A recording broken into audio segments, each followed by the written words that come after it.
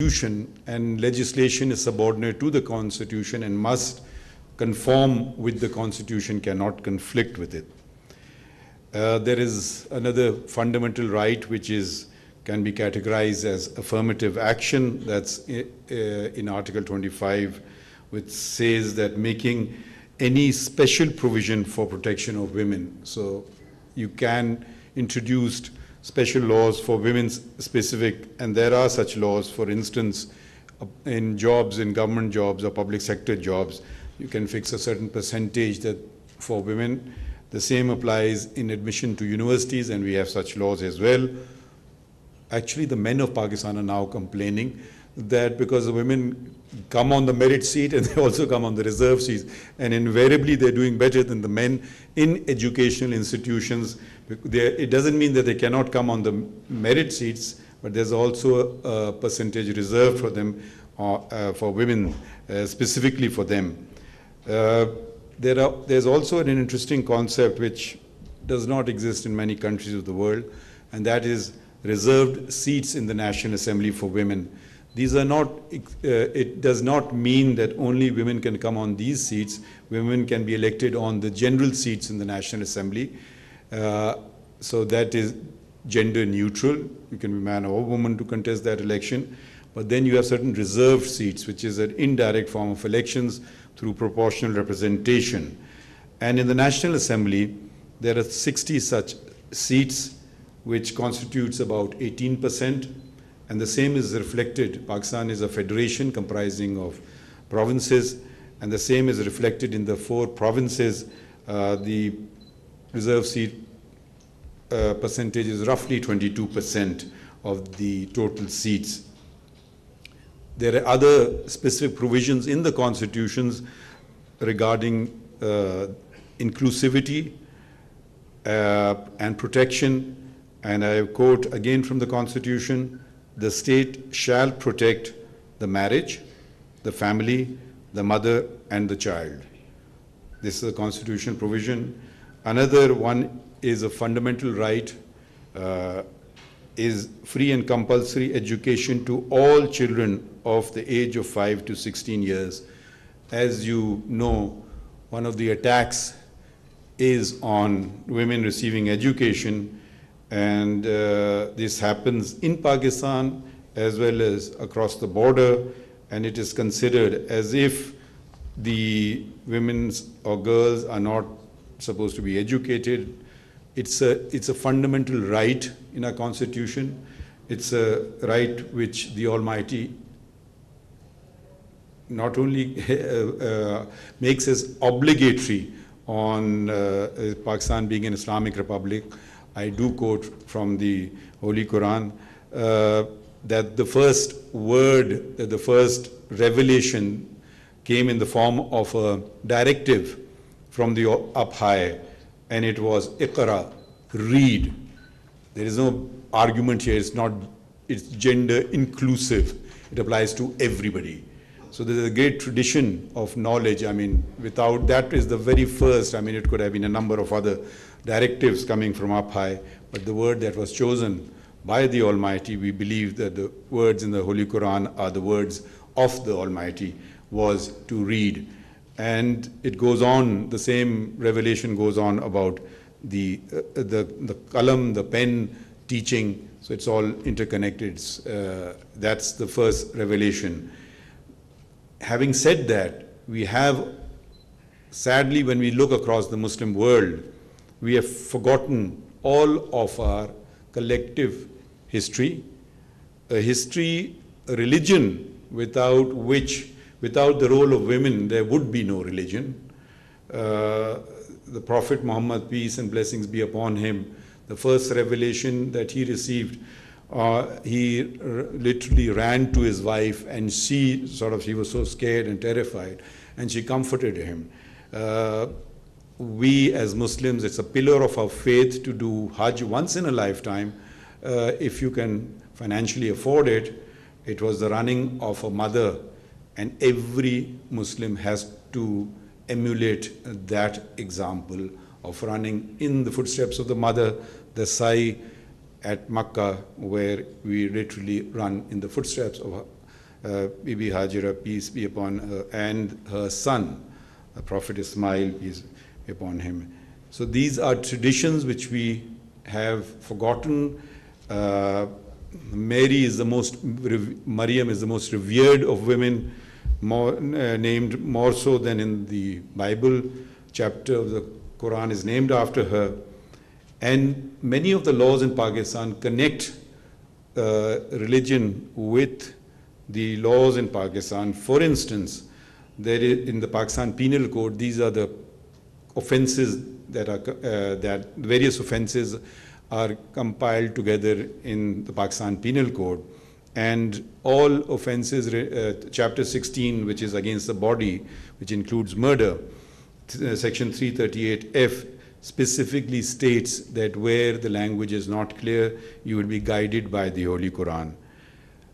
I said I'll mention the negatives. A negative is what in the West has come to be known as honor killings. Yes, they do take place.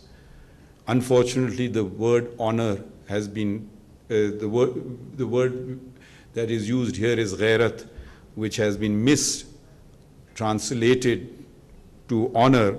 Actually, it comes closer to arrogance. And arrogance is takabbur.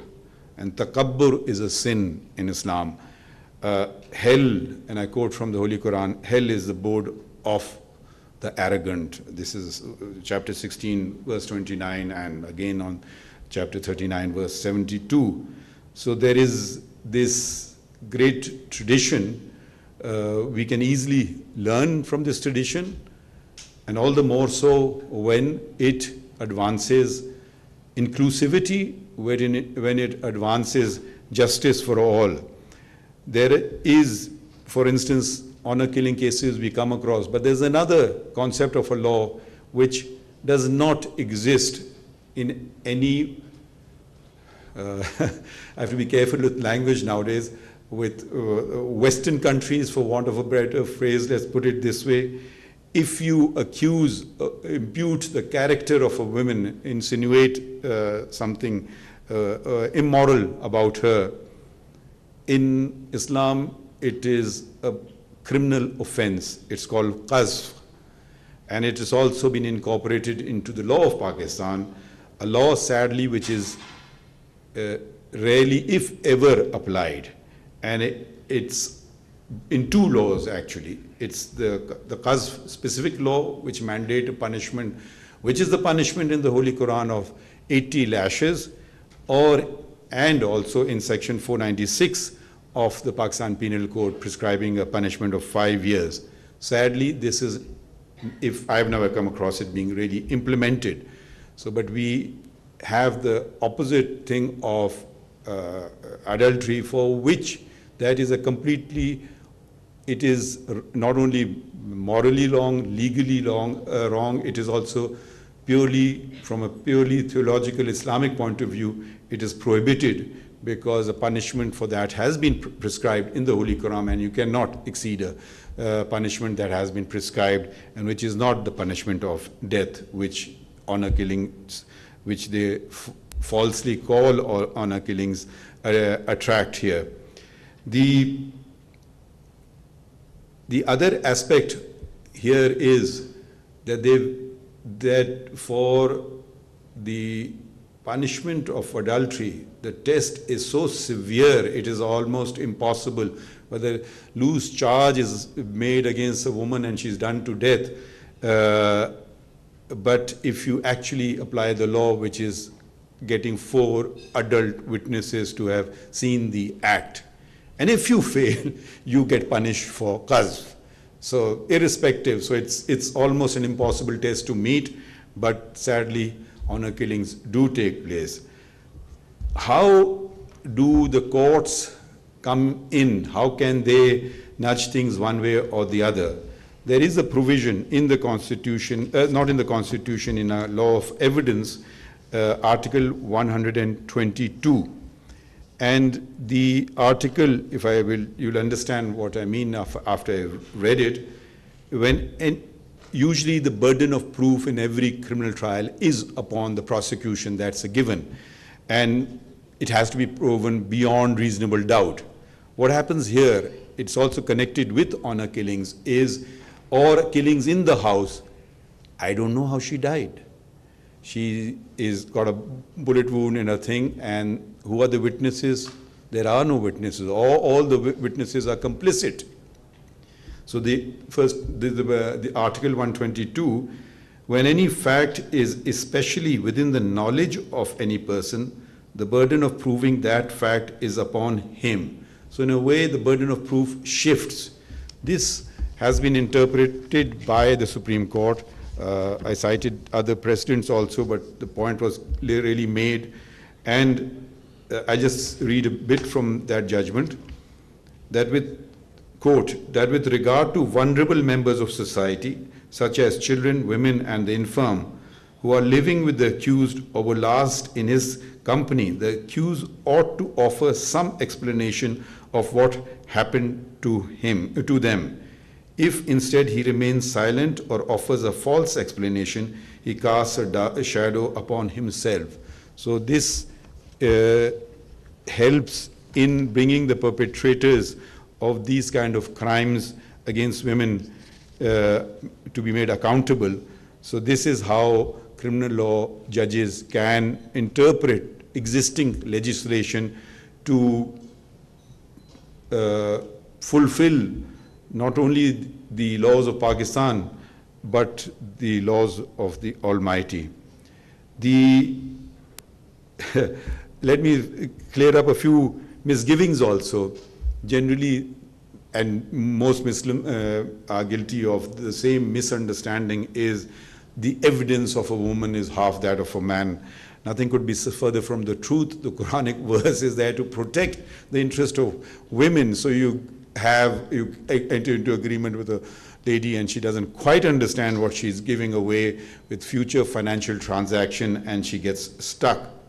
The other verse, which nobody really refers to, it again connects with an allegation of adultery by a husband or a wife, by a husband against the wife, and there are no witnesses. So here the testimony of the wife has precedence over that of the husband, and this is Lian, and it is the chapter of the light, Surah An-Nur, 24th chapter of the Quran, verses 4 to 10. It is literally, he accuses her and he swears, and the wrath of the Almighty will be upon him if he lies. She swears and she does the same thing and he does the same thing, and the final one is the woman's say. So its testimony precedence is taken here of the testimony of women.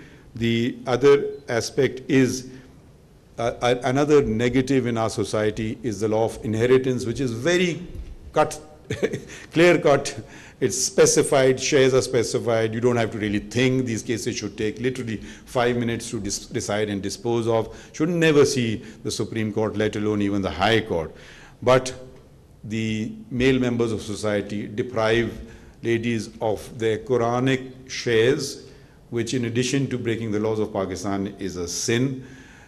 And the matter takes forever to come to the Supreme Court. And because there's no downside, you keep the lady involved in litigation, and even if she ultimately wins, you will have had the benefit of the property for a considerable period of time.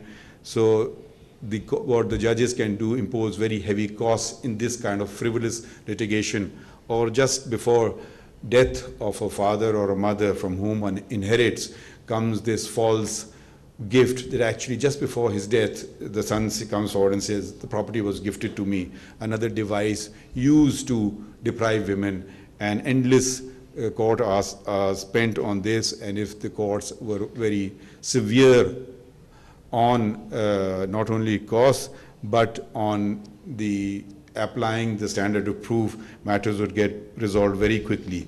So matters, there are many such cases, and I can go on. While there are positives, but there are also negatives. So these are the devices that one come and use, because the Constitution, I don't think there is any fault in the Constitution. The laws are also pretty all right. It is the application of the laws And here the courts come in and all of us come in, and how you apply the laws and how do they get a particular result. Another aspect is societal, which judges can't change, society changes. The founder of the nation, Muhammad Ali Jinnah, who we lovingly refer to as Qaid-e-Azam, the great leader, always because his marriage didn't last, his sister went with him everywhere. He ensured that in the highest body of the All India Muslim League, there was a lady you've seen in the photographs. And that tradition, unfortunately, is waning, and we don't see men who are in office accompanied by wives. This also has a very positive effect, in my opinion.